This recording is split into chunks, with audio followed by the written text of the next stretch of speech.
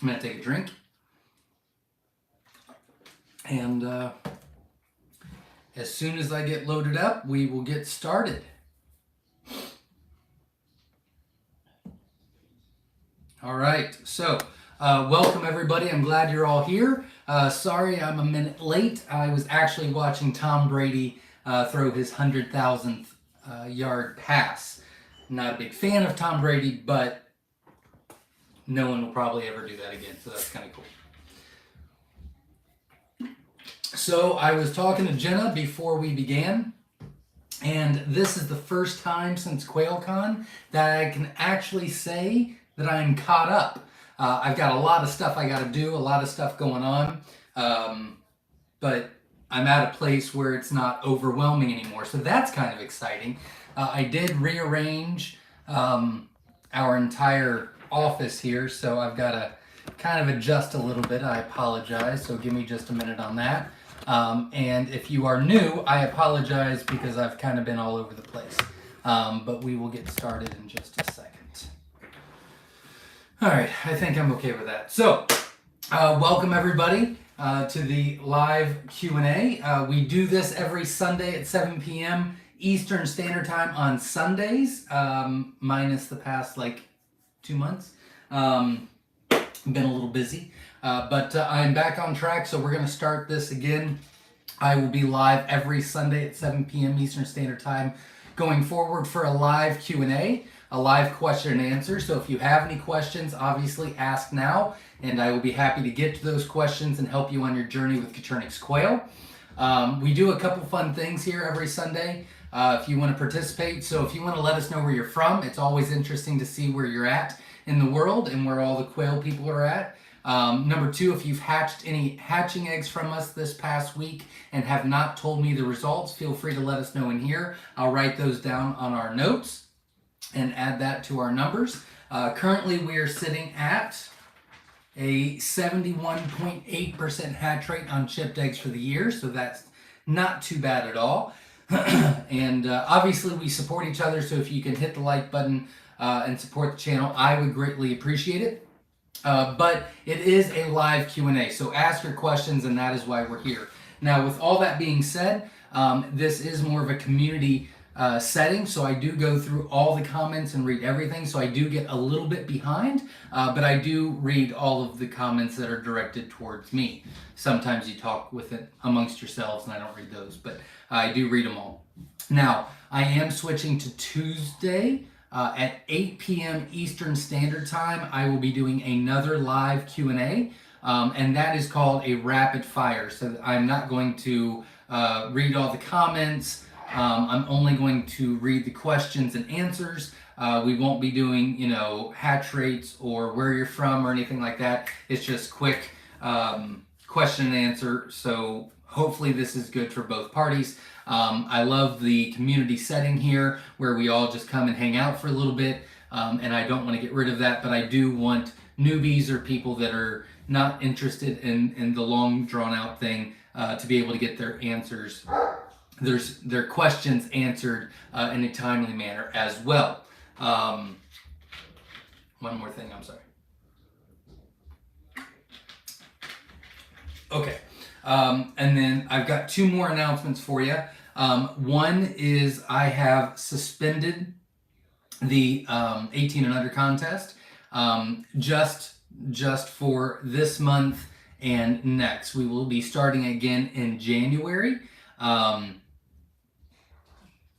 I'm revamping everything is what I'm doing. So we will be revamping it. We'll start in January. It's going to be bigger and better than ever, I think. And I'm still going to be giving away 60 free hatching eggs this month and next, but I won't be having anything else for the next 2 months until I get with everybody and we revamp everything. So the 18 and under contest is a contest that we've done for 3 years. It started off with Wynola Ranch myself, that we gave a cage and hatching eggs away to someone that's 18 and under to help them on their journey with Coturnix quail, learn entrepreneurship, learn self-sufficiency, learn responsibility, and get more involved with raising your own meat and eggs and and having that sense of pride. It has grown very, very well, but I do want to revamp things. I'm actually revamping a lot of things for next year. But the winner for this month is actually, I have it on my notes. Hold on. I did not memorize it this time. Tyler Gwynn. So Tyler, congratulations. I know that I texted you earlier today. You asked if I was going to go live. So I'm sure you're on here, or you will be on here. So congratulations. You'll just want to text me, and I'll get those eggs out this week for you if you're ready. But congratulations. I think you did a great job. The email was very, very good. I am not going to read it. It's a little personal, but he's wanting to use that for self-sufficiency. Not very interested right now in the business side of it, which is completely fine. I think that's great. But really wants to help his mother and grandmother out to eat a little bit healthier and help his community. He's really wanting to take the eggs and do it in his classroom at school so that they can see it too, and hopefully he'll get some of his classmates involved with anything that has to do with self-sufficiency, and he's wanting to grow a community, really. He's hoping that they get involved with that, and maybe one person does chickens, and one does rabbits, and he does quail, and one does a little garden, and this, that, and the other, and they all come together and combine their resources. In his words, to combine their forces and make one big community. But it was a very good email, so congratulations, you're well deserved. And I'll get those eggs out for you right away. And I think that is it. I think that's all I have on my notes. That is all I have on my notes. So we will get started now. I've already wasted 7 minutes of your time. I'm going to take another drink. Obviously, I'm very parched today. I'm very sorry. And we will get going. I do have a little more good news, and that is anyone that has ordered jumbos will be out in the next 2 weeks. So we are almost caught up on those, so I'm very excited about that. That means I'll have a month and a half to use them all for myself. I'm very excited about that. So is everybody else here. We're kind of cutting it close, but I'm excited about that. But we have been working on all the colors to get replenished, and so what we do at the end of the year is we replenish everything in the barn. Everything goes, and everything comes. Everything gets a newer generation and things like that. So there's been a lot going on to get ready for next year. We are not quite doubling in size, but we are getting quite a bit bigger to have a lot more eggs for everybody. And I'm very excited that we're almost caught up with jumbos. I will be tripling our size in jumbos. So in theory, that means that I should at the most be on like a 4-week wait. But the math never works out that way. So that's a bummer. But we'll see how it goes. All right, let's get started, shall we? So if you have questions, ask, and we will get started right away. Gutros Urban Homesteads in the house. Good evening from South Louisiana. Welcome. We're glad you're here. Joy's in the house from Western Oregon. Welcome. Andre's in the house from North Carolina. Welcome. Ariana Gonzalez is in the house. Welcome. Glad you're here. Obviously, Verna and Ed are blue in the comments. They are my moderators on my YouTube channel. They help answer questions before I get to them. They keep everybody in check. They do a fantastic job. They are a great resource for information and to direct you to get the information. So thank you very much to both of you. I actually text both of them before the live, and we're going to be having a conference call later on this week about a lot of stuff.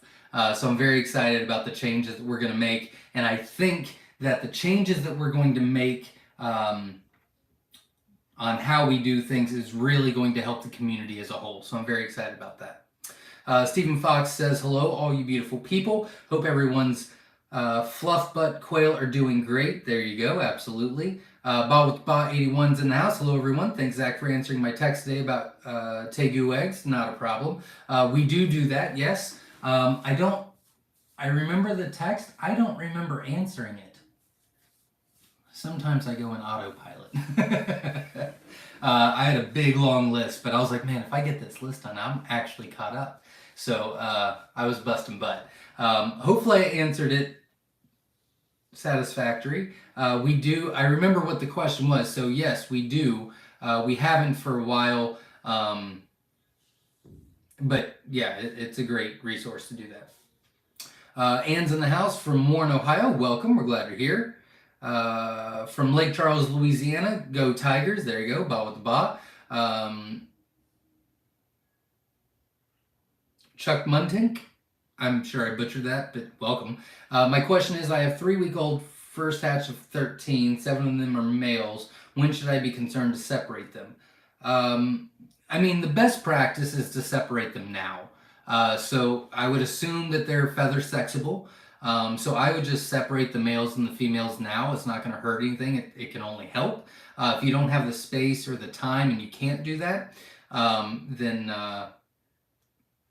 preferably before 5 weeks, because that's when they start becoming sexually mature. The hens aren't quite ready yet, but the males are, and that's when things start getting a little crazy. So, but if you can do it now, if you can do it at 3 weeks old when you can feather sex them out, because the males have not been around the females and they aren't around any females when they become mature, they're not as aggressive towards each other in like a bachelor pad.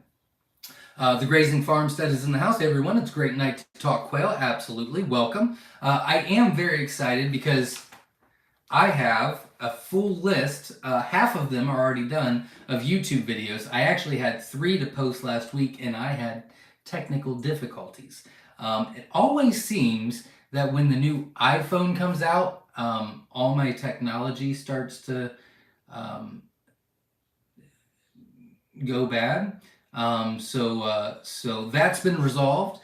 So we will be doing videos, but we've got a lot of really good videos that we've either done or I'll be working on tomorrow. Reasons my quail are not laying, how we ship our hatching eggs, feeding your quail made simple, what to start with, simple ways for a bachelor pad, what new quail owners always ask, making the quail journey easier and faster, what to look for, why my quail are dying, color versus jumbo size, what's the difference, when incubators lie, what to do, and a lot more videos like that. In fact, the picture of my live is going to be the video I post tomorrow, and that is my honey video. If you've been following me for a while or whatever, you'll know that I got bees this year for the first time, and I actually extracted all the honey and did a video on that, and it's actually a really cool process. I try to make it as fun and entertaining as possible and as short as possible so everybody could watch it and just see if it's for them or not, or maybe that's something that they can, put their goals on next year, the year after, or whatever the case may be. But I really, really enjoyed them. In fact, Verna Young was over at our house, I guess this past week, and we had honey on the food that we ate. And it was the honey that I didn't make the honey, but I participated, I guess. I took care of them. And it was awesome. It was really, really rewarding. It's really cool. It's amazing how, eating the honey that you've extracted is just as rewarding as, eating your first quail eggs that they laid for you, or eating your first meat that you butchered, or, it's really cool. So hopefully you'll enjoy that video. Stephen Fox is in the house. Hello, all you beautiful people.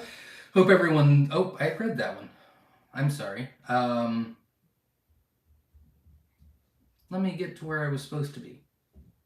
I think I read this one, but I don't remember. The Grazing Farmstead says, hello, everyone. It's a great night to talk quail. Absolutely. Stephen Fox says, yeah, not talking to me. Joy is in the house. Welcome. Foster Farms is in the house. Hello. Welcome. Says, hello, quail family. Jesse Mills is in the house. Welcome. I'm glad you're here.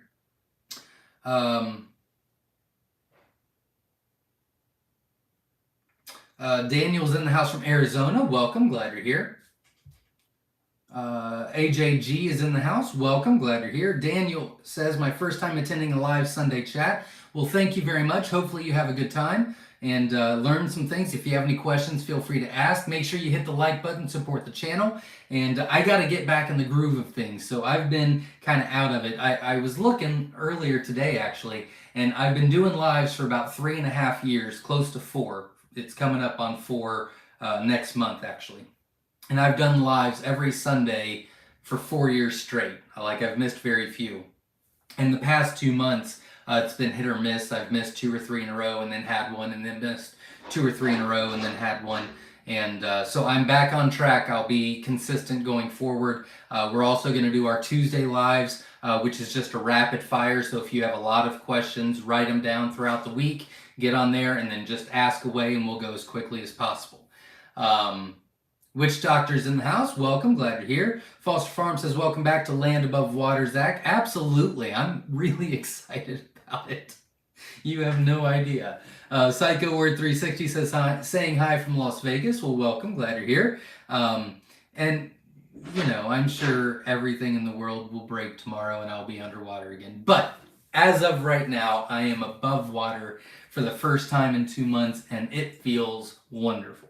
Margie's in the house. Welcome. Glad you're here. Aaron is in the house. Welcome. Glad you're here. Woman of Spirit is in the house. Blessings, beautiful quail people. Welcome. I'm gonna butcher it. I apologize. If I butcher your name, please feel completely compelled to let me know and how to pronounce it. I'm not a good reader. I'm sorry.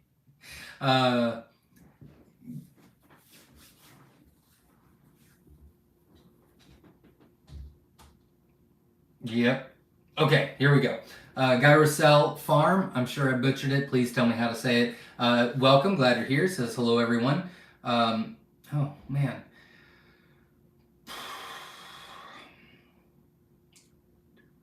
Arturus Briska. Probably butchered that as well. I'm very sorry. But welcome from the UK. I know it's super late there. Welcome. Glad you're here. Hopefully you guys enjoyed the extra hour of sleep last night. I actually did not enjoy the extra hour of sleep. I got up and worked an extra hour, but I got everything done. So I am energized and ready to go. Curbside Outdoors is in the house from Michigan. Welcome. Glad you're here. I'm so happy that was a name I could pronounce. Margie's in the house from Nebraska. Welcome. Glad you're here. I don't get a lot of Nebraskans. I don't know what you're called. Winchester, New York is in the house. Chuck. Mark Thompson's in the house from South Alabama. I was just there 2 weeks ago. Welcome.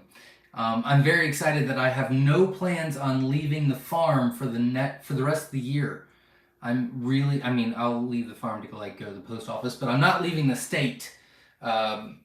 The whole month of October, it was almost every week I was leaving. So I'm really happy to be back, and I'll be able to get back on track, which is going to be great. But those trips were necessary for sure. William's in the house from Southeast Michigan. Welcome. Glad you're here. New Jersey in the house. Welcome from I'm going to butcher it again, Gyrocell Farm. I'm just going to try it a bunch of different ways until you say them right.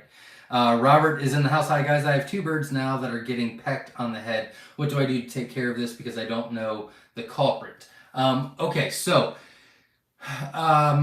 if they are 4, 5, 6 months old, that is going to be normal as far as the breeding goes. It's just being a little rough.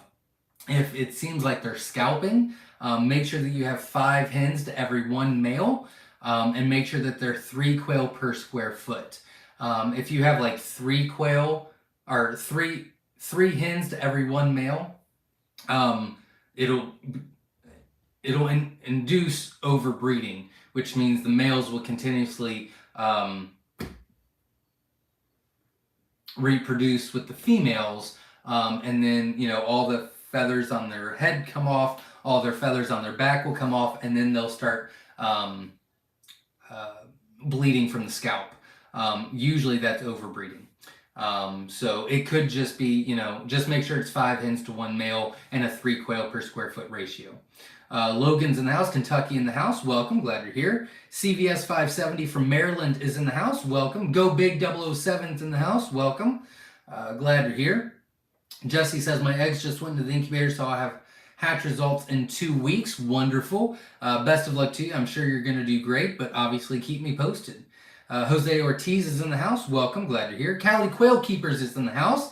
Howdy, y'all. Brooke from California. Glad to be here tonight listening live. Yeah, Brooke's got a lot going on.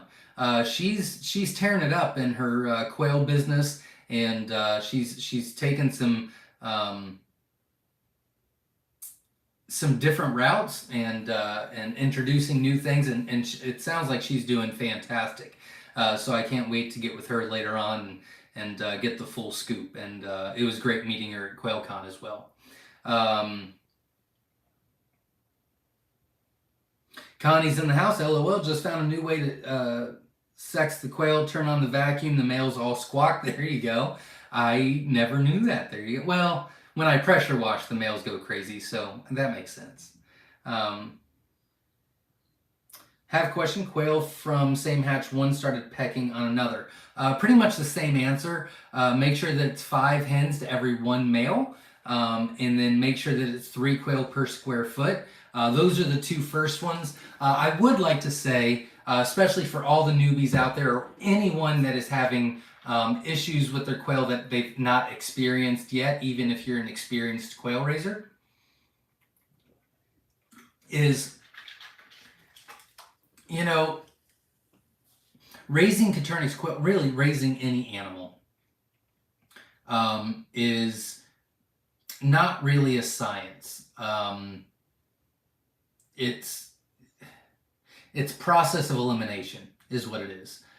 So, one group of quail can be raised one way and never have issues. The next group, just a slight tweak in something, and then it goes disastrous, and you go, everything's the same. It's just process of elimination.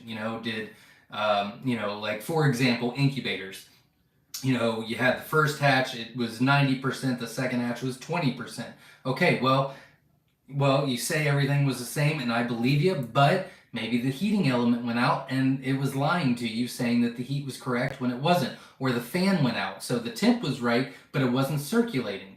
Or, somehow there got a hole in it, and so the heat kept turning on and off and on and off. Or it was a different season and weather, and that changed the incubator a little bit, or whatever the case may be. It's a process of elimination. So once you go through the 5 hens to every 1 male and the 3 quail per square foot, then you're going to make sure that you've got feed and water at all times, because they get very hangry, and they will kill each other if they don't have feed in front of them. They're vicious in that manner. So that would be the next thing to look at, and then you go down the line, but that would be the top 3. Lost my spot again because I went on a tangent. Ariana says, congrats. Oh, to Tyler, absolutely. Carrie in the house from Alaska, welcome. Glad you're here. Yeah, so if you missed at the very beginning, we did the 18 and under contest winner, which was Tyler, and the email was fantastic. He's got, I don't know if I said it, he's 13, and he really wants to help his family eat healthier and be more independent and not be so dependent on the grocery store, this, that, and the other. He's got a good head on his shoulders. But I loved, he broke it down. He's got a plan on getting other school kids involved, where he's going to divvy out everybody else raising something else, and then they're all going to share. And he's just really enthusiastic about it. I was very pleased about it. It's a really cool project. And I think he's going to do it. I think he's going to do great at it. PJ's Family Farm is in the house. Hey, all you beautiful quail people checking in from New York. Welcome. I'm glad you're here. Blake is in the house. Welcome. I'm glad you're here. AJ is in the house. I just ordered the Feather Sexable mix from you Thursday. This is going to be my first time hatching quail. Just wondering how long it usually take for them to ship. Just excited to start. You will go out late this week. Saturday or possibly Monday at the latest. So within the next 8 days, you'll be shipped out. I am getting real caught up. we have less orders on the website right now than we have had since last December, I think. So I'm pretty excited about that. Blake Jones is in the house. Welcome. Redneck Wine Diva is in the house. Welcome. Glad you're here. Just got a notification for my order. So excited. Absolutely. Now, we do print labels on Sundays because that's the only time I have to do it. So I print the labels for the entire week on Sunday. So that doesn't mean it's necessarily going to ship tomorrow, but they will be laid. And when they're laid, they'll be shipped same day. So you might not go out until Wednesday, but that's when the eggs are laid. But you will go out this week. So still excited. Andre Perry's in the house. Welcome. Hi. Is there an update on when the new colors will be out or when mixed jumbos will be back? Everything will be back January 1st. I'm actually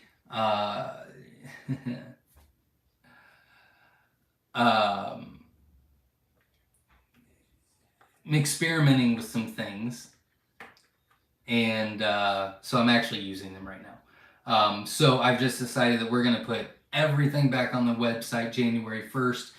Probably not lives. Lives will be probably mid-January. With the New Year's, the post office usually takes like 2 weeks to get back on track.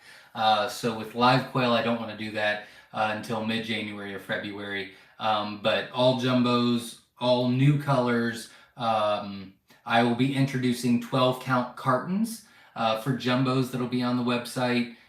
We've got a lot of stuff coming your way. So at least 3 new colors, possibly 4 if I can have it done by then, which I've been working very hard on. And then all the jumbos will be back on. So I'm pretty excited about that. I was hoping to have the new jumbo color ready, but it won't be. So that'll be later on though. But January 1st is the plan. Go Big says, Zach, what was the new colors you released for QuailCon? It is, there's a Scarlet Fee, which is a fantastic layer. It's similar to a Scarlet. It's got the Fee gene in it, so it looks a little bit different. They are larger, but they're actually more productive layers than Scarlets or Tibetans. So they're tearing it up.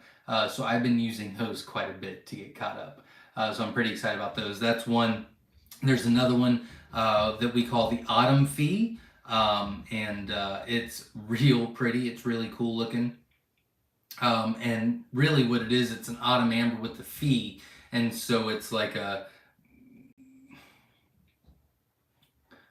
gold and white. It's really cool looking. And then we've got one that we don't know what to name.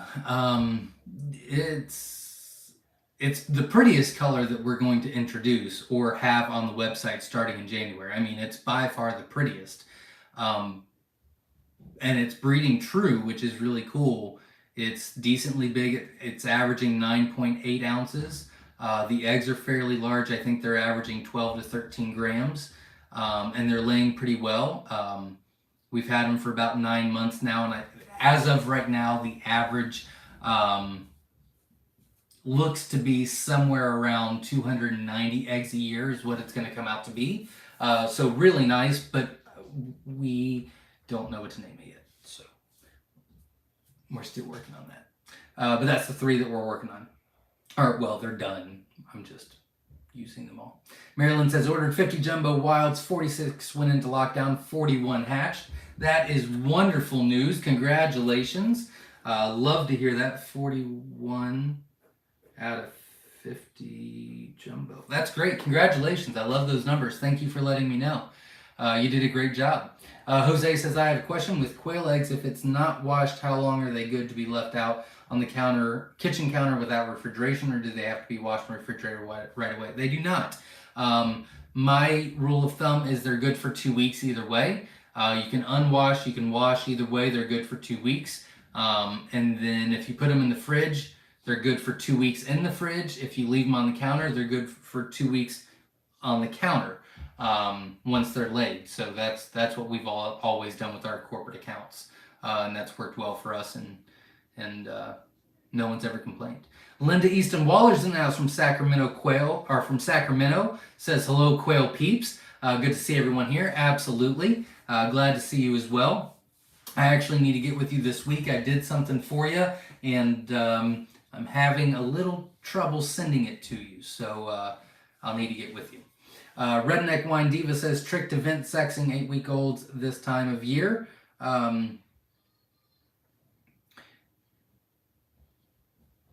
No, not really a trick. If you, there's some videos that you can watch. I've got some feather sexing videos. So if you just type in the YouTube search bar, feather sexing by Myshire Farm, those will come up and you'll actually see visuals of it. But long story short is, you grab them both wings so they can't flap around, and then you put your pinky in between their two legs, and you hold one back so they're like spread like that, and then they won't kick. You flip them over, and then if you put your thumb on their lower back and move it up, if foam comes out, it's a male. If it doesn't, then it's a female. But that's really hard to, I would watch the video. It's a lot easier to see it. Robert says, good old OHIO is in the house. Absolutely. Welcome. Tony from Toronto is in the house. Welcome. Glad to hear. By the way, I'm in South Carolina and I'm new to this channel. First time on live. Jose Ortiz. Well, welcome. We're glad you're here. And thanks for asking questions. Sue McKee is in the house. Welcome. Glad you're here. David Lister says, I was harvesting tonight. One of our 7-week-old jumbo white wing roos had cream-colored white nodules throughout its chest cavity, pencil lead size. No other had this. Thoughts?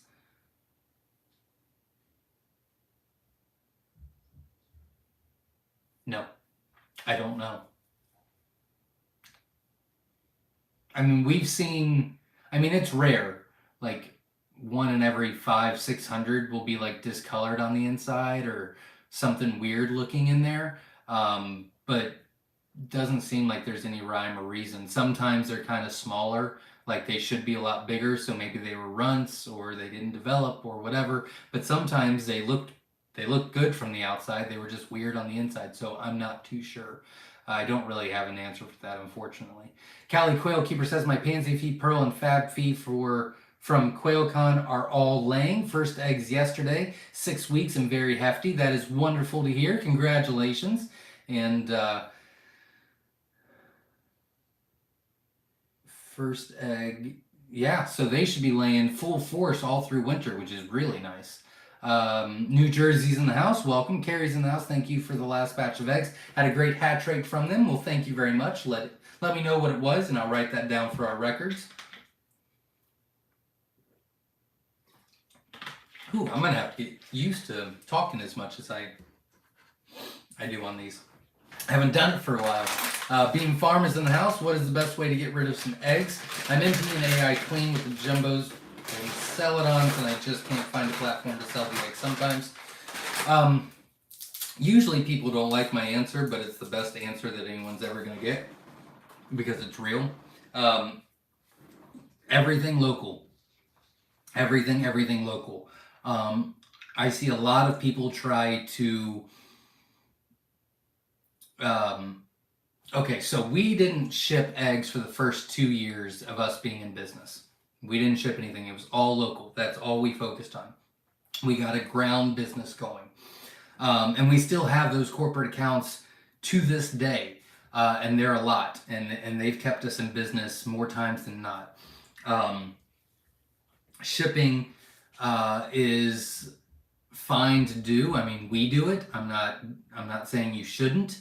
I'm saying that you've really got to focus on the ground game. So, you need, our goal, and I'm not saying this has to be your goal, but, we had to have X amount of balut customers. We had to have, 3 to 5 either reptile or falconer customers. We had to have a couple corporate accounts, whether it's small little mom and pop grocery stores or restaurants or whatever. We actually worked with what is it, the food co-op, where they like, local farmers drop them off to one place and then they take them to a bunch of restaurants, and it's just, they get a percentage, whatever. We did that. Usually there's a co-op for that in every city and state. Not always, but you can look into that as well. We went to a ton of reptile shows to get local business and to meet and greet and get our name out there. Um, that's where the consistency is. I mean, it's nice to ship, and we've got a much broader and wider business because we ship. But we wouldn't have made it every year if it wasn't for our consistent local sales. So that's just a couple of ideas right there. But I would, Asian markets, nail salons, anywhere you go, you pass some out. You get a shirt that says something about quail. That all, every time I wear this shirt, I have at least 5 to 7 people go, "Quail, huh?" And then I have a conversation with them. I mean, it's just conversation starter. Farmers markets, or just anything local that you can think of. It's a good question. William says, "What do quail eat?" Whatever you feed them. They're not too picky. They can do, a chicken feed, a turkey feed, a game bird feed. It doesn't really matter. If you have chickens now, just feed them what you feed the chickens. They're good to go. Edgar Bates says, "P.S. Thanks for all the well wishes and such when I was in the hospital. I'm doing 1,000% better, and since the end of August, I've lost 80 pounds. That's wonderful to hear. Congratulations. And I'm so happy that you're feeling better. I really am. Sundial Fragrance Sniff Recommendation says, "Hi from Texas. Let's like this life, y'all." Absolutely. Welcome. Glad you're here, and thank you for the like. Durlox Khan is in the house. Fertility of eggs.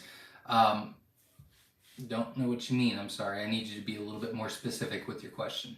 Time and Timber Homestead's in the house. Hey, Quail fam. Welcome. Glad you're here. S.O. Swanson says, "Greetings one and all from the Mississippi Delta." Welcome. Glad you're here. Live. I got it. After I read it, I got it. Michelle J says, "Greetings from Payson, Arizona. And Zach, that letter you were trying to send to me never made it." What the heck?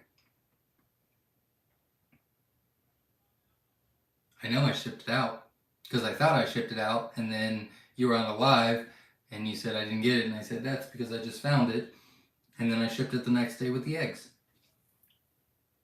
I'll look and they're lost and found. I would assume they lost it. That's a crapper. If you don't hear from me by like Tuesday, Wednesday, just send me a text and we'll get together individually. Scott, but I did put it to really good use. I'd like to tell you what I did with it. Scott says, "When are we going to get a video of a build on the Gigantor?" Soon. We're starting to plan that. We're hoping actually to sit down Wednesday and start ordering parts. We're taking the old Gigantor apart this week, so I would say by the end of the year. But we really want to do it right, and we want to do it where anybody and everybody could do it.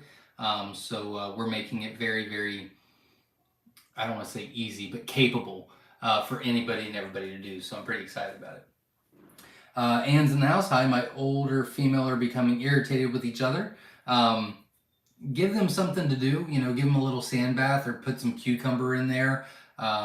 Put some sticks and some leaves in there, some branches, and they're probably just bored. So just give them something to do. Sometimes they just get irritated, and then you're off to the races again. They forget all about hating each other. First time on the chat. Well, welcome. Glad you're here. "I'm having a group of eggs not hatching because of not fertile." Well, if your males are over 9 months old, that would be the reason.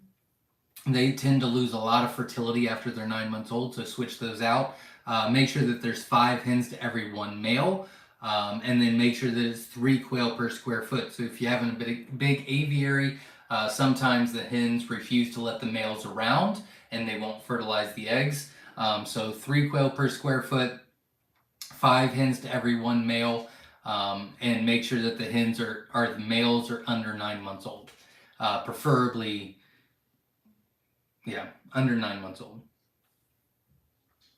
That honey was great. Yeah, it really was. I really liked it. PJ's Family Farm says, "Oh no, keep the honey away from Verna." LOL. There you go. Nikki James is in the house. Welcome. Glad you're here. Jasmine says, "Congratulations on the honey harvest, Zach." Well, thank you very much. It was a lot of fun, actually. Debbie, very stressful. It was very, very stressful. But I'm sure I did that to myself. But I enjoyed it, actually. Debbie's in the house. Welcome. Glad you're here. Stephen Fox says, "What is the mortality rate of sending live birds, adult versus hatchlings?" We don't ship chicks. They're way too small, way too dependent on heat. So we don't ship chicks at all. If you find someone that does ship chicks, I would assume it's probably going to be between 30 and 50% fatality rate in the male. Live birds, we actually shipped out 397. Is that right? 1, 2, 3, 4, 5. Nope. We shipped out 497 birds last Tuesday. Yes. We shipped out 497 birds last Tuesday, and 2 died in the mail.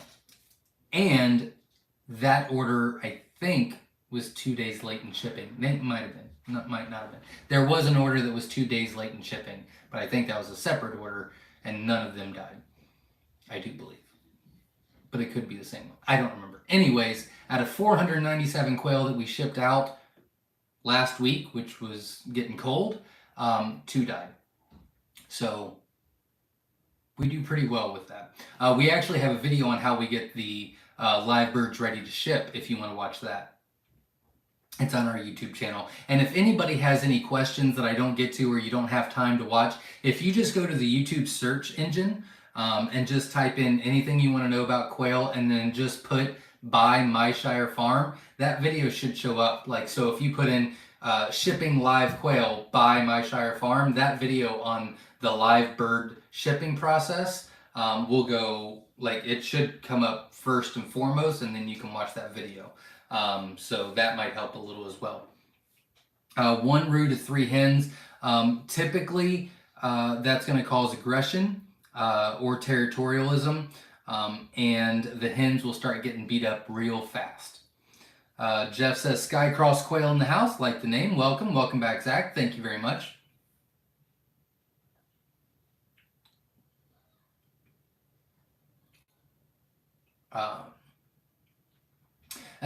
Not talking to me.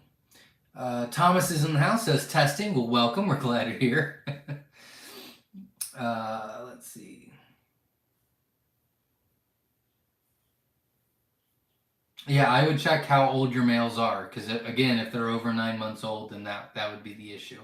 Nikki James says, "Excited my jumbo whites hatch from QuailCon, started laying this week." Awesome to hear. Congratulations. And I'm glad you were able to get some. Thomas says, "Hey guys, I changed my name to my name." And there you go. He's also Go Big, so welcome back, Thomas. Blake says, "What will you get if you cross a Scarlet and a Tibetan? If it's 50-50 of each, usually a Rosetta." I mean, you'll get a bunch of stuff, but eventually Rosetta.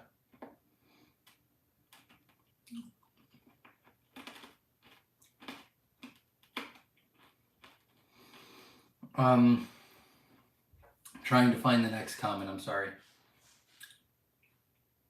Yes, Ed, if you can, like, subscribe, and hit the notification bell. I greatly appreciate it. Hit the like button, support the channel.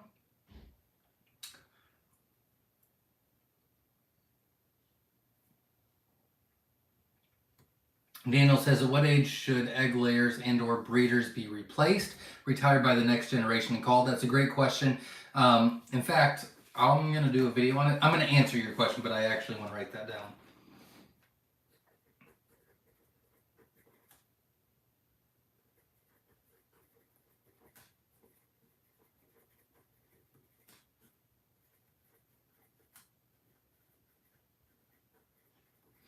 I'll get that video done as well. So in this instance, I recommend you do what I say and not what I do. We do it a little more extreme because we're more of a business setting and we want everything to be perfect. For just raising quail for self-sufficient use, the best practice is to switch your males out every about 8 to 9 months and switch your hens out about every year and a half. And I mean, you can use brother and sister. That's not a big deal. So you just, put their eggs in, hatch them out, and then just replace the old breeders with them. Again, the males somewhere around 8 to 9 months, the hens somewhere around a year and a half. We do it a little bit differently here. We actually switch our males out every 6 months, and we switch the entire barn out once a year. So we switch our males out twice a year, and we switch our hens out once a year. But that's really not necessary when you've got a small covey and you're just raising for self-sufficient use. But you'll hear me say both, but that's why I would say both. Carrie says, what's the easiest way to take care of hens pecking and destroying eggs? Usually they're either bored, so put a dust bath in there, or some branches or leaves or fruit or veggies, something like that. That should eliminate it. If it doesn't, I would probably add some oyster shells to their feed or to the side of their feed, and that should fix the issue as well.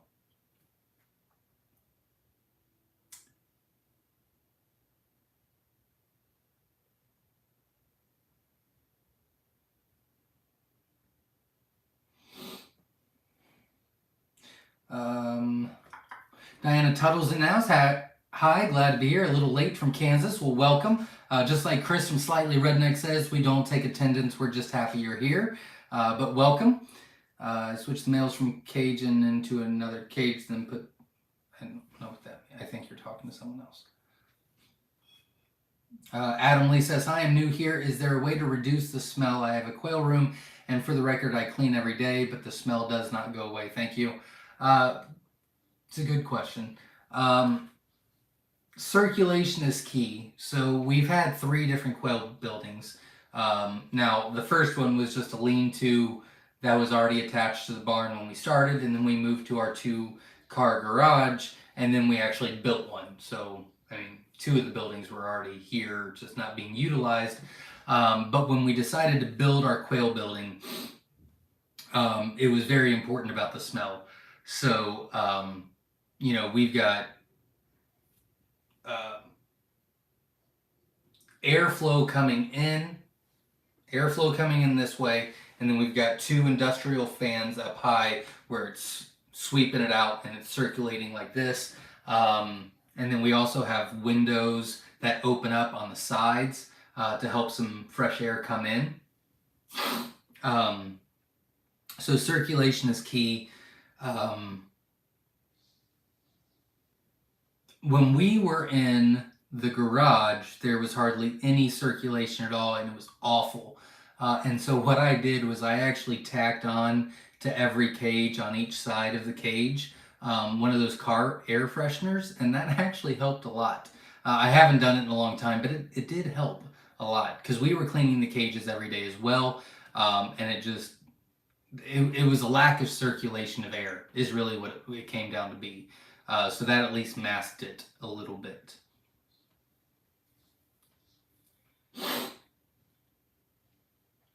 Sue says, I was watching Eldridge Family Farm on YouTube, and he is new to quail. He was feeding each cage of 6 an entire cereal bowl of dried worms. What would that do to the quail? Cereal bowl full of dried worms. That's a lot.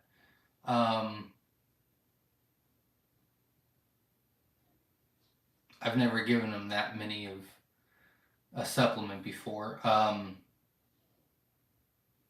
I mean, if he's been doing it for a while, or if they've been doing it for a while, then I would assume it's okay. I think that's quite a bit for them. I'd probably cut that into fifth at the least for a cage of 6. But, there's many different ways to raise quail. I don't really know what the answer would be because I've never tried that much in a small amount setting, so I don't know the answer. There might be somebody that does later on in the comments, so you can check that out as well. It's a really good question. I just don't have a good answer for you, and I don't want to make something up.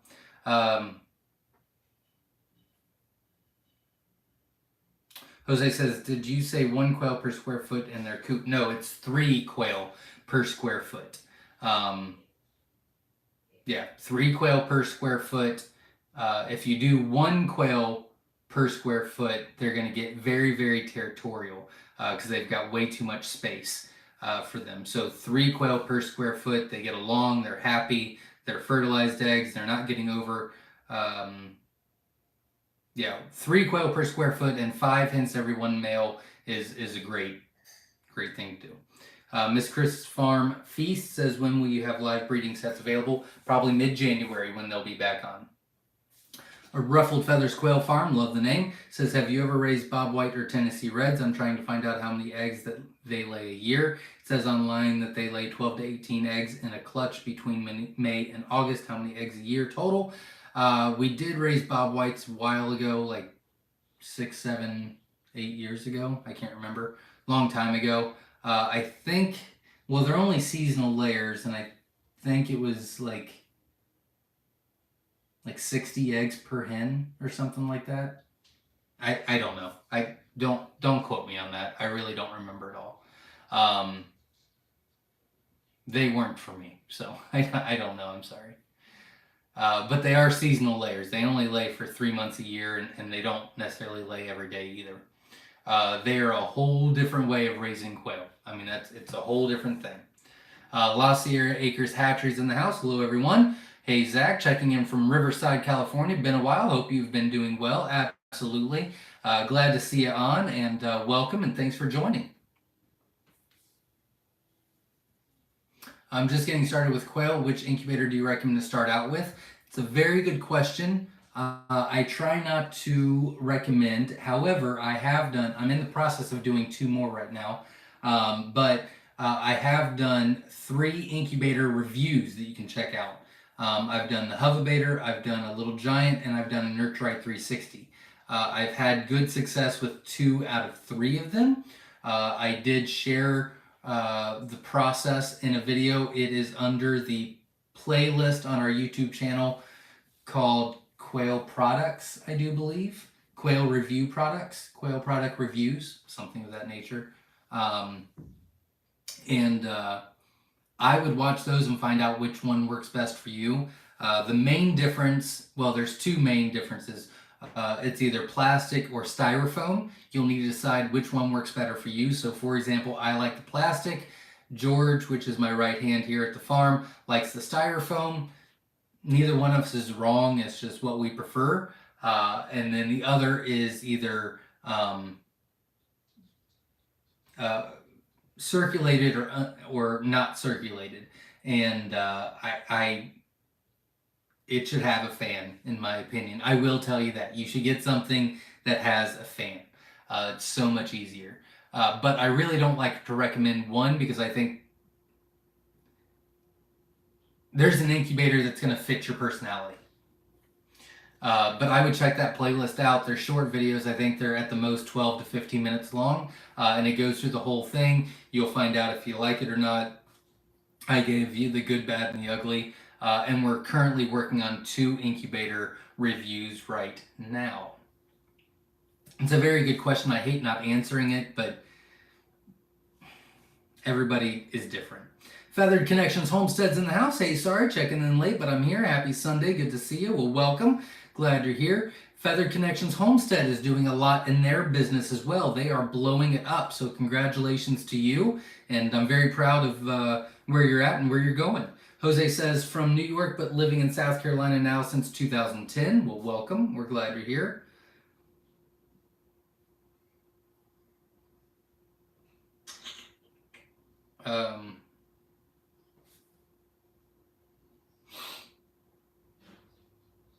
Cali Quail Keeper says, remember the days when there were quail egg auctions? Love to see some on again in due time. Yeah, that is one of the things that we are going to be changing. So bear with me. Bear with me. I did enjoy them. I mean, I haven't done one in a long time, but I do enjoy them. I'll get back to them, I promise. It's just, there's so much. Vermont quails in house, big order coming your way this spring for Jumbo Wild eggs from me. Absolutely, we'll get you taken care of. We are working on increasing and improving the line as we speak. William says, question, can I order Jumbo Wild hatching eggs week of January and reserve a future ship date 3/1? Yes, absolutely, and I think that's a great idea.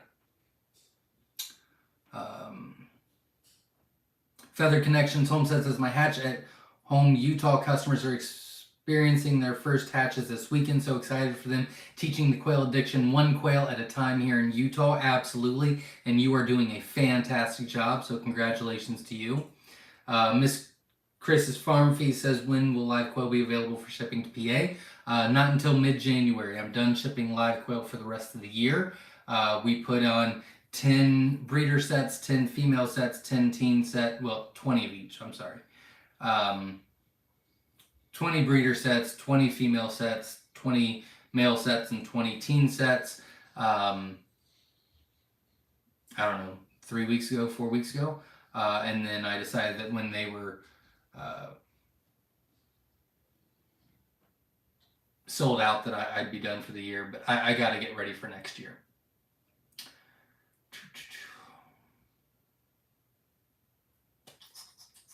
Heather says, we just ordered jumbo whites last week. We can't wait to get them. Absolutely. Now, the whites I am about 3 weeks out on, so probably 2 more weeks before we get your order out, but I'm getting there. I'm pretty excited about it.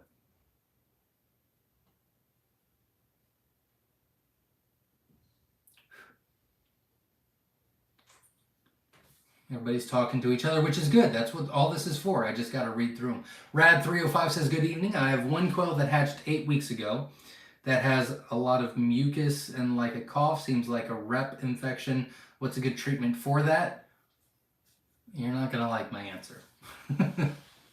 I'd call it. Sorry. I get that we're all at different stages. I get that wholeheartedly. I respect that. Yes, most likely it is a respiratory infection.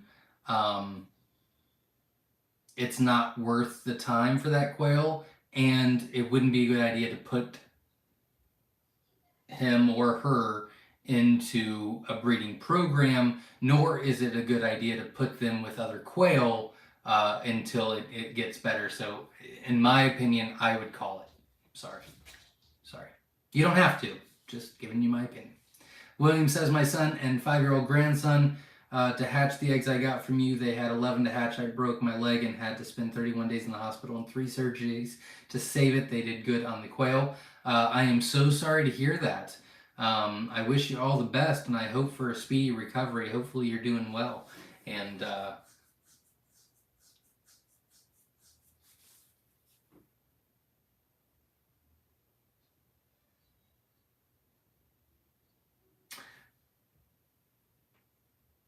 you might want to reach out to me.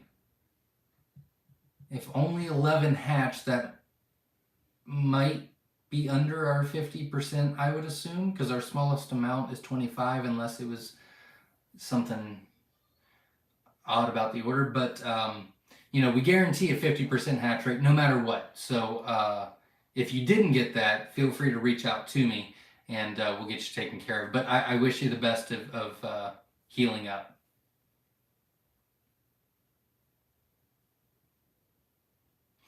Brian W. is in the house. We are also in South Carolina, Bishopville. Glad you're here. Welcome. Glad you're here.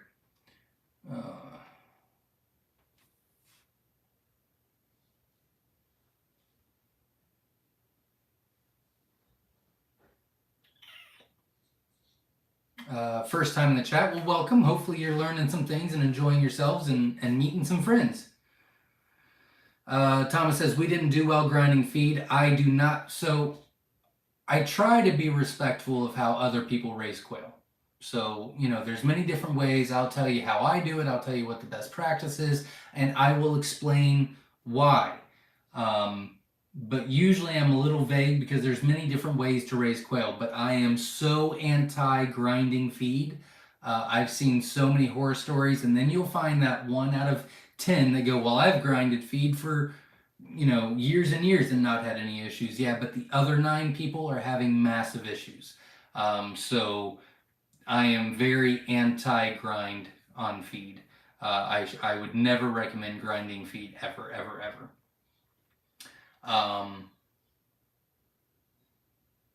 When will live breeder sets be available? Mid-January.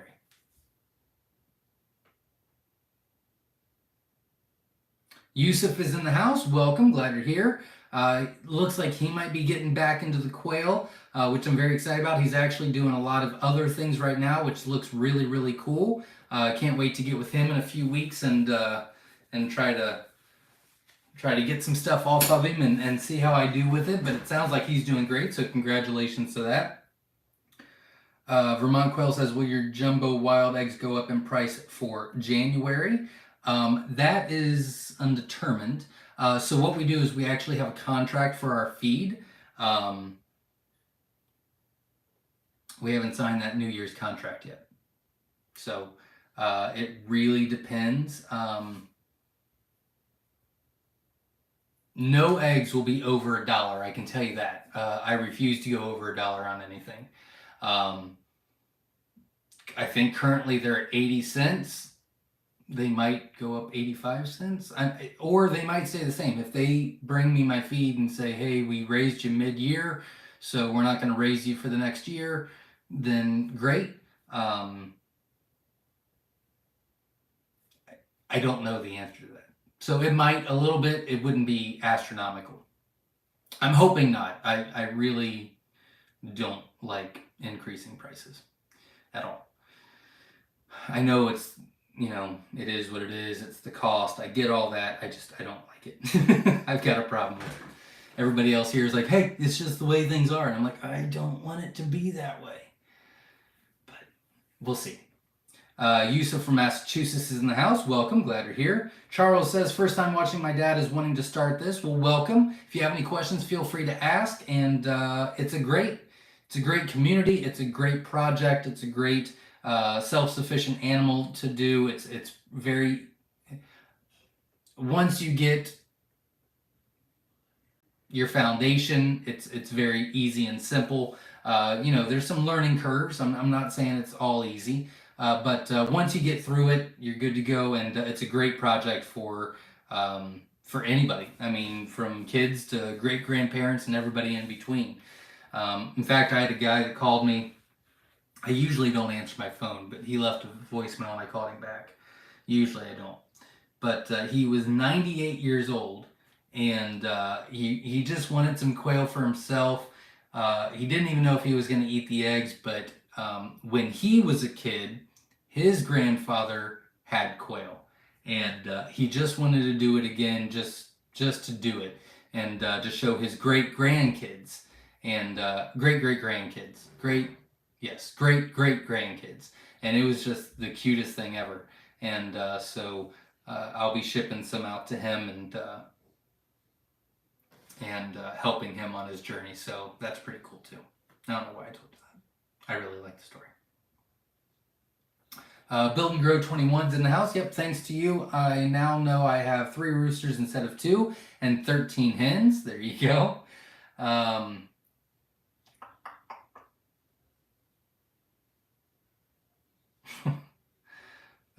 The rooster keep going to the freezer after a while? Absolutely.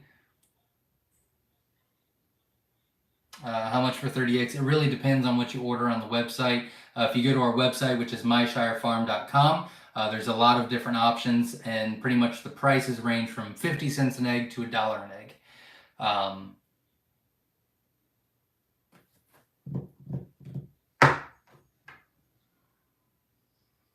Lexington, South Carolina is in the house. Welcome. Glad you're here. Sundial Fragrance says, my quail are a little over 6 weeks old and still no eggs. We have them on 14 hours of light. We tried Vinsexing them, but didn't have too much of a success. Any suggestions? Yeah, bump that up to 16 hours. And really, that's it. I mean, they're just 6 weeks old. I would assume within the next week you're going to start getting a few, and by 2 weeks from now, almost all of them will be laying. But bumping them up to 16 hours of light isn't going to hurt anything. It's only going to help. So bump up the light a little bit and then give them an extra week. If you haven't seen any eggs by next week, please let me know and we'll try to troubleshoot a little bit more. And troubleshooting is good, but if like for example, the average time for them to start laying eggs is between 6 weeks and 8 weeks. So you're right at the beginning of them starting to lay. So we could troubleshoot, but that might cause problems down the road. So if they just need a couple extra days, we just need to be patient. Now, if you're not getting any eggs by next week and there's 7 going on 8 weeks and you still haven't gotten any eggs, we might want to carefully troubleshoot a little bit and just wait a little bit longer. But the first thing to do would just increase their light to 16 weeks and you should be fine.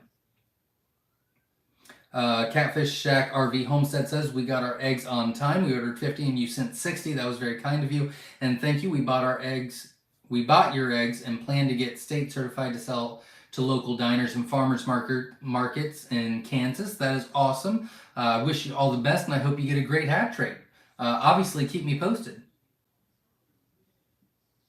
Redneck Wine Diva says, can I add regular size quail in with jumbo whites?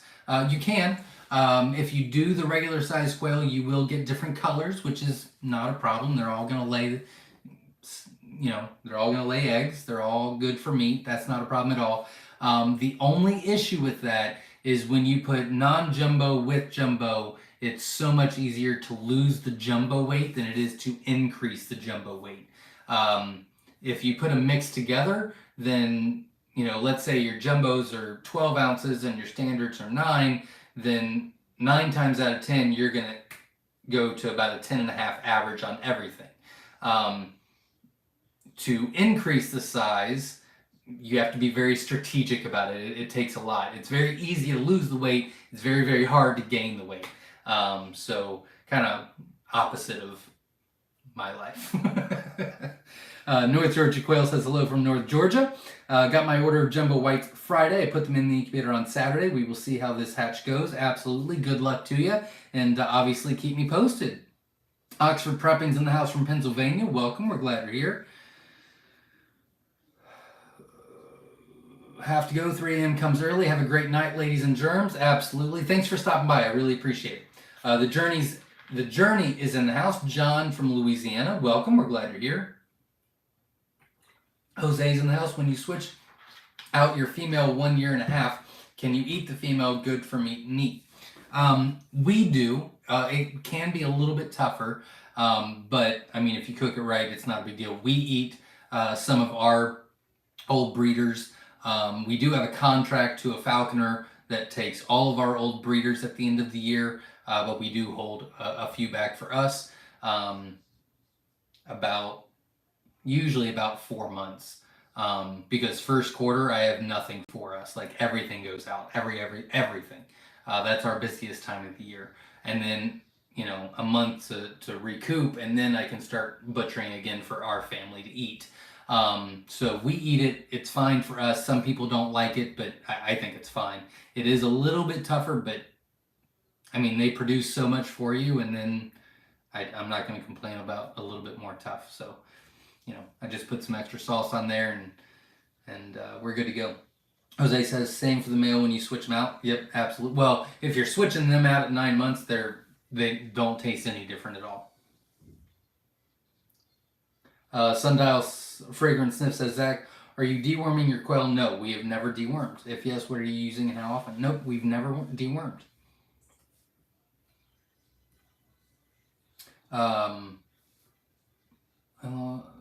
Deworming. Yeah, if they're in cages, you usually don't have to because they're not on the ground. Anne says, will quail enjoy whole sunflower seeds? Is it okay to use black sunflower package for wild birds? People have done it. I've not heard any bad things, so I would assume it's fine. I've not tried it personally. I would recommend maybe before you do it, go on Facebook and go to the Facebook group Newbie Quail Lovers. and ask on there if anybody's done it and just get their feedback from someone that actually has that experience. I actually haven't done it, but I do know people that have. A lot, I don't want to say a lot. Some of my customers have and reported that back to me, and they haven't had any issues. But that's all I can say about it. Myshire hatch correction. Hatch day was 10/24, 60 eggs, 27 hatch. Thank you very much for letting me know. If you could let me know what kind they were, that will help as well. 27, but if you're not on because I bored you, I get it.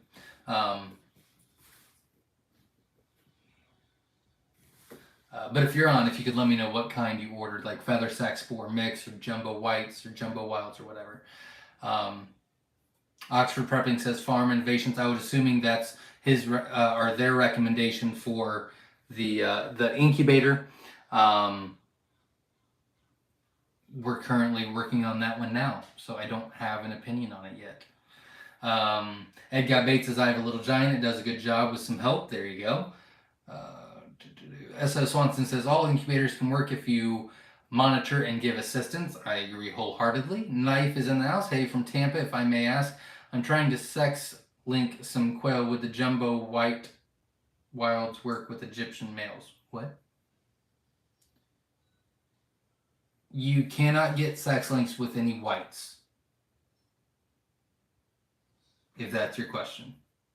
But you can get sex links with wilds and Egyptians, yes. And I do have a video about that. But you can't do it with whites.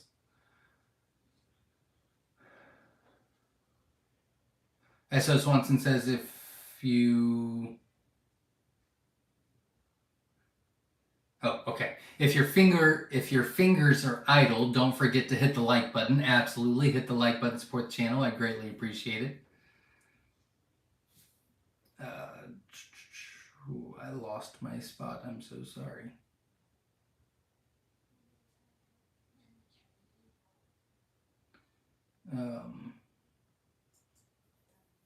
Jennifer62 says, I have 9-week-old jumbo whites with extra light. Do you have any reason why they still are not laying eggs?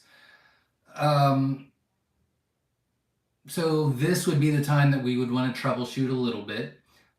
So make sure that they're getting 16 hours of light a day. You can do up to 18, but 16 hours of light a day would work. Make sure at 9 weeks old, make sure they are going on a layer feed. That's going to help you a little bit as well. So put them on a layer crumble preferred. Make sure that it's 3 quail per square foot. Make sure that they're not overcrowded or that they have too much space. And then make sure that it's 5 hens to every 1 male. If all those are done and confirmed, then let me know and then we'll move to the next step. But those would be the basic steps to go forward.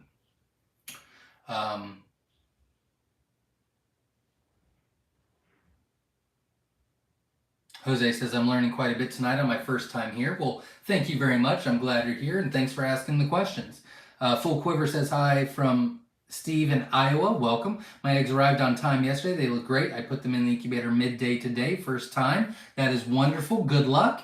And obviously keep me posted, but I'm sure you're going to do great. Robert says, now you got me curious, why not grind feed? LOL, please say. So, I need to do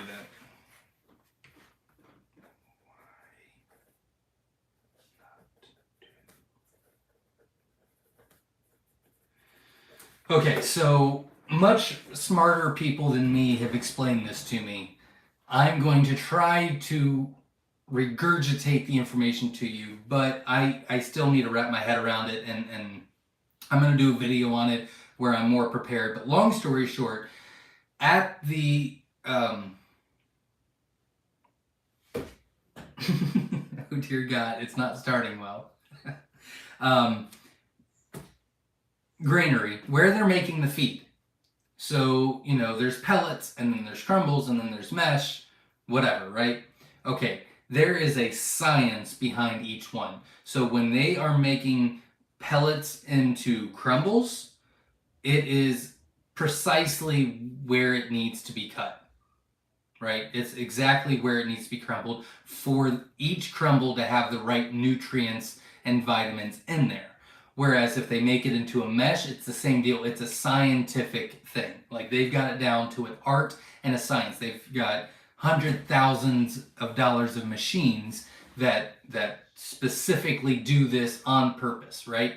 Now, if you take your feed and you put it in a grinder, majority of that feed is not having the nutrients and vitamins that they need to become healthy. So some quail are getting the right feed, and some quail are just getting the dust and the nothing in it kind of thing. You know what I mean? So that's number one. Number two, if you grind feed for chicks, when it's too fine, when you grind it too much, they overeat, they stuff themselves, they choke, and they die. They don't realize that they're eating so much as they are. They are not very smart. So that's the two main reasons. Now, I am going to do a video and explain it much better than that. I was not prepared. And I'm going to get back with the PhD doctor that explained all this to me, and I'm actually going to take better notes because I just was like, okay, scientific. And then, because I looked at it the other day and I was like, okay, she's going to have to either do the video, which I probably won't be able to get her to do, or she's going to have to tell me exactly what to say. So that video will come, but that's the gist of what I understood of it.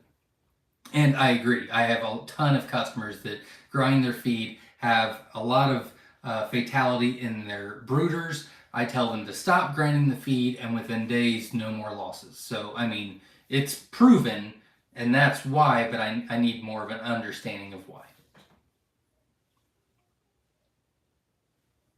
Igabate says, may there be a lot of peeping on day 15? That would be okay. That usually means your temp's a little high, but that wouldn't be the end of the world. Why would you not recommend grinding feed? I just answered that.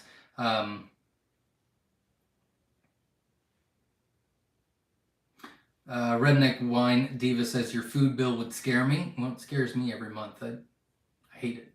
William says, question, if I have 36 of fewer quail and I need to switch out roosters at around 9 months, can I hatch my own eggs to get the new roosters out within breeding? Yes, absolutely. That's not a problem at all. Typically, usually it's about 3 years before you need to introduce any new blood. So yeah, I mean, you could keep reproducing and keep inbreeding without any issues at all, and then about every 3 years, just bring some new blood in, and you should be good to go. And you'll never see any issues. Garrisel Farm, welcome, glad you're here. Robert says, oh, not talking to me. Joe is in the house. What is the mix in a jumbo? I get some that come out silver with black and the other dull copper color. If I breed those, what happens? I would have to see what you're talking about. I don't know what you're talking about with those colors, unfortunately.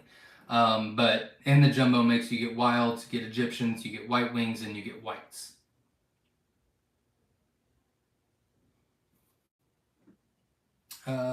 Richard says, I have 8-week-old birds that have had feathers missing on their back since they've been around 3 weeks old. What should I do? Unfortunately, that was an overheating issue in the brooder process.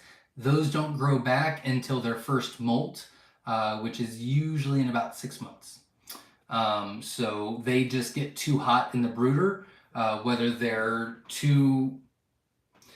So my brooders are large, but if you've hatched out quail and you've put them in a brooder, you realize that it doesn't matter if you have a 1-foot brooder or you have a 90-foot brooder, they all stay together. So just because you have a lot of space doesn't mean they utilize a lot of space. So if you've ever had like them huddle up and you grab them to move them out of the brooder or whatever, you'll notice that their body heat is massive and immense, and that when you pick them up, when they're together, they're hot, like they're sweaty hot. It's insane. So it could be that. It could be that the heat lamp was too low, whatever the case may be. But yeah, missing back feathers in the brooder is always an overheat. And that could be environmental and, the heat light was too low. Or it could be that they just cuddled up too much, overheated, and then instead of separating from each other like smart animals, they actually turn around and they pick their feathers out to cool themselves down. That's what we're dealing with. Sundial Fragrance says, thank you, Zach and Verna, for all the useful information. Not a problem. Glad to help, and thanks for asking. Jay says, if you're feeding whole seeds, please include some free choice grit for them. That's a great, yes, absolutely. Thank you very much. See? Helping each other. Simple Living is in the house. Glasstron is in the house. Welcome. Glad you're both here. 50 minutes. Thank you very much. Oops.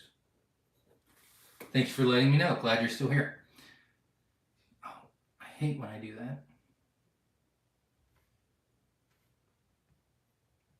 that. Christy Little says, hello, I received 30 eggs from the Variety Choice and 15 hatch and are doing great. Variety Choice, thank you very much for letting me know. Congratulations on the hatch. And good luck to you. If you have any questions, feel free to ask, and we're glad you're here. Welcome. Will LED lights like Christmas lights work for quail lighting? Yes, they will. Absolutely. A lot of people do that, especially outside. Works great. They don't really care about the lighting as long as they have it. Mimi Cleveland's in the house from Enon, Ohio. Welcome, neighbor. Glad you're here.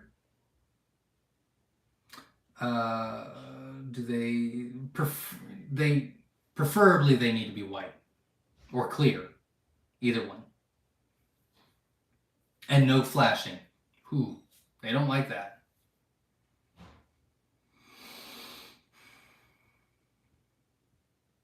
Robert says, thanks, Zach, for the explanation. Not a problem. Happy to help, and thanks for asking. So what temperature do you need to keep the brooder? It's a good question. I would recommend watching my video about the brooder best practice. Again, if you go to the YouTube search engine and just put in brooder best practice by Myshire Farm, it'll show up. It's like a 10-12 minute video, but it goes through a lot of best practices. There's 2 ways to do it. We're pretty much at the end of the comments. I've got 1 or 2 left, so I'll go through it real quick. So there's 2 ways you can do it. Number 1 is if you've hatched out, you know that the incubator should be at 99.5 degrees, right? Well, it can fluctuate between 99 and 100 and you're in the safe zone. When you take them out of the incubator into the brooder, by the way, I'm talking really fast because there is a video on that you can watch, but I'm going to give you the quick, fast version. So when you take them out of the incubator into the brooder, ideally, technically, scientifically, it should be 99 degrees the first day and drop a half a degree every day after. So it starts at 99 and then it goes 98.5 and then it goes 98 and then it goes 97.5, so on and so forth. To me, that is exhausting and way too much time consumption for me. I don't have time for that. So long story short, and I'll explain this in the video more in depth and in detail, but you put a heat lamp on and you just watch them. The first time, you know, you put them in there, you put the heat lamp on there, and then you walk away, come back an hour later, right? You don't have to like sit there and watch them. Come back an hour later, nothing's gonna hurt in the first hour. You go back, and now if the heat lamp is here and they're right underneath it cuddled up, that means they're still too cold. Drop the heat lamp or increase the temp, whatever you've got, right? Now, if you come back in an hour and they're all over here cuddled up and the heat source is here, that means the heat source is too hot. And they would rather be too cold than too hot. So you got to raise, lower the temp. Yeah, lower the temp or raise the heat light so that they'll come back over. What you want to see is all the quail everywhere. Some in the corner here, some in the corner here, some under the heat lamp, some by the food, some by the water. That means they're just right. So it's like the 3 little bears, right? So one's too hard, one's too soft, and one's just right. That's the quick, fast version, but again, the video goes much more in depth. Verna says, 98 watching, only 83, 81 thumbs up. Shows Zach you're appreciating, hit the thumbs up. If you could, I'd greatly appreciate it. If we could get close to 100 before I get off, I'd really appreciate it, so support the channel. Thank you. Scott says, have you ever thought about getting your feed in bulk in a silo, etc.? The local granary sells a ton of layer feed for $200 a ton. We do the bulk. I'm a fairly decent negotiator. So we got prices for how much do I have to order, and then how much do I have to order if you bring it without the bags, in bulk in a silo. And, we went all through this, and I said, okay, I'll order this much. I guarantee it every month for the next year if you give me this price, but I want it in bags. And so that's what we did. Because bags are just easier, and then I don't have to worry about it all. But yes, we do that. Petamall Farms in the house. Hello, late again. Not a problem. Happy you're here, and welcome. Kevin Workman's in the house. I lost my connection and missed my answer. What incubator do you recommend for a newbie? I am sorry. Okay, so long story short, I don't like to recommend incubators. Now, with that being said, I know that you got back on just to listen. So what I recommend is you actually going to our YouTube channel, Myshire Farm, go to the playlist tab and go to the one where it says like quail product review. I do believe I've done 3 independent incubator reviews. I've done one on the Nurturite 360. I've done one on the Little Giant. I've done one on the Hovabator. I'm currently doing 2 more. One is on the farm something. I don't know what it's called. I forget. Anyways, I'm doing 2 now. Like we're in the middle of them. So I buy these incubators outright and do an independent, honest review on them. I think that you can get a good hatch rate on any of them, okay? But I think that incubators are something you need to look into. So for example, I'm just giving you the information on those videos. Like, here's 2 big things. So one, you can either choose to do plastic incubators, or you can choose to do styrofoam incubators as a starter incubator. Both are fine. I prefer plastic, but George, my right-hand man on the farm, prefers the styrofoam. Neither one of us is wrong. It's just what we prefer for different reasons, and we go through that in the videos. The other one is either circulated or uncirculated. Both of us agree it should always have a fan. So that's one thing to look at, is always have a circulated incubator, right? The plastic ones, you do have to work with a little bit more, but you can clean them so much easier. The styrofoams are going to be a little bit more heavy duty. They're gonna have a lot more eggs that you can put in them, but they are harder to clean, so bacteria is easier to grow in there. And I would rather have 3 Nurturite 360s and just pressure wash them out when they're done, put them back together and go, rather than styrofoam and I've got to scrub and I don't like all that. So but George, obviously his point makes sense. Well, why, for $50 more I can get a Little Giant that holds 120 eggs instead of $50 less or $40 less, get the Nurturite 360 that only holds 30 eggs. You know what I mean? So like the price different, and I get it. That makes perfect sense. I get it. So again, neither one of us is wrong. I would watch those short videos just to see which one you think would work best for you, and then go from there. I hate not giving you an actual answer, but I think that incubators are pretty important, and you just need to decide what you want to work with. Sorry for the long answer. Petamall Farm says, good to see you all. Gonna have to rewind and watch when done. Well, we're happy you're here, so thanks very much. Redneck Wine Diva says, fur babies are requiring my attention. Have a good week, everyone. Thanks for everything, Zach. Well, thank you very much. I appreciate it. Have a good night. Richard says, thanks, Zach. Not a problem. Thanks for being here, and thanks for asking questions. Poolside Dreamer says, hello from Phoenix. Just received your email and voice for my second order. Hopefully the post office doesn't have any wannabe football players delivering this order. FIFA is starting soon, so people are getting in the soccer mood, you know what I mean? And football is in the full sport, so we'll see. But yeah, keep me posted. We'll make sure you're getting taken care of. Joshua says, have you ever sold carcasses as pets and feed? Yes. We sell some, not very many, to raw dog food people. And then we do a lot of reptile feeders, and we do a lot of falconer feeders.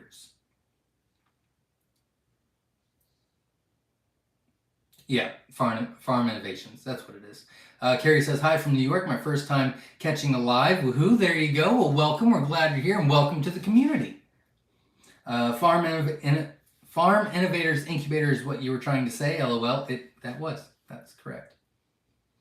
Poolside Dreamer says, by the way, welcome back. Well, thank you very much. I'm actually very happy to be back. I like my routine, and it got away from me, and I was lost for a while. But I am back, and I'm very excited about it. Unfortunately, we've got Thanksgiving coming up, and which shouldn't get in the way because that's on Thursdays, so that should be fine.